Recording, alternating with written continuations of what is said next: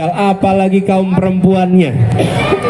Aceh punya tradisi perempuan-perempuan pejuang, perempuan-perempuan teladan, perempuan-perempuan terdidik. Di saat banyak tempat perempuan tidak terdidik, di Aceh semua perempuan sudah melek huruf. Betul? Ini harus dikembalikan. Dan kalau ini bisa kita kembalikan, insya Allah kita semua nanti bisa menengok ke belakang. Ibu bapak yang hadir di sini, dari lapangan ini, terik matahari memang panas.